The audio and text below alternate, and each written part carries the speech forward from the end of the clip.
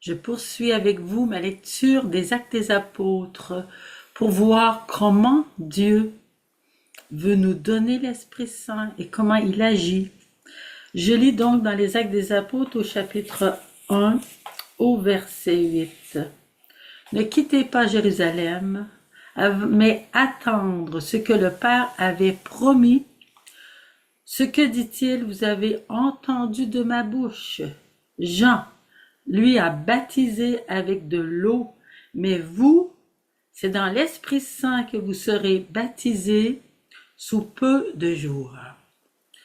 Premièrement, Jésus dit que ce que le Père a promis, c'est une promesse essentielle.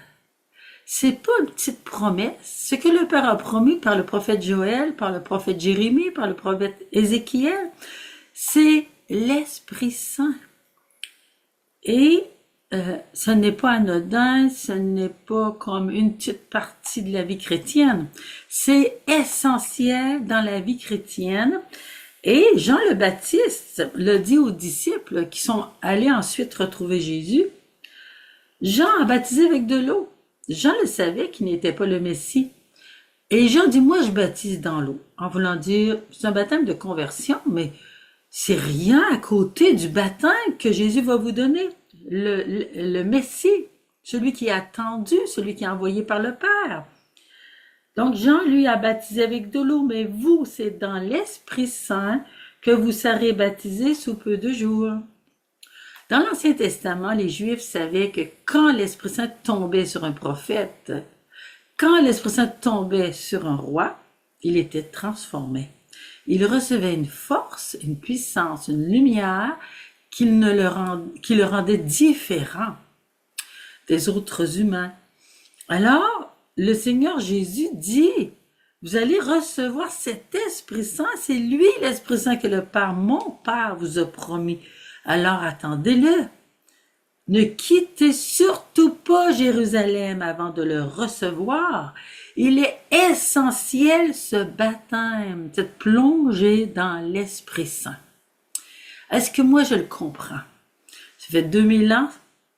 Est-ce que j'ai compris que être baptisé dans l'Esprit Saint, c'est essentiel? Que de vivre dans l'Esprit Saint, c'est essentiel? Est-ce que je vis à côté de l'Esprit Saint? Est-ce que je vis sans l'Esprit Saint?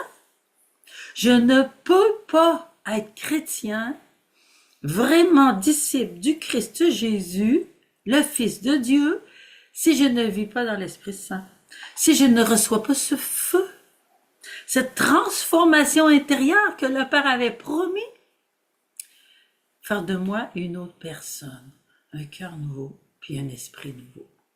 C'est ce qu'il disait dans Ézéchiel. Alors, vraiment, demandons l'Esprit Saint, il est essentiel. Et on le voit quand le petit David, lui, avait reçu l'onction. Il a reçu une foi, une force qui l'a transformé, un jeune homme, tout jeune, à affronter Goliath. Nous autres aussi, par l'Esprit Saint, nous pourrons être totalement transformés.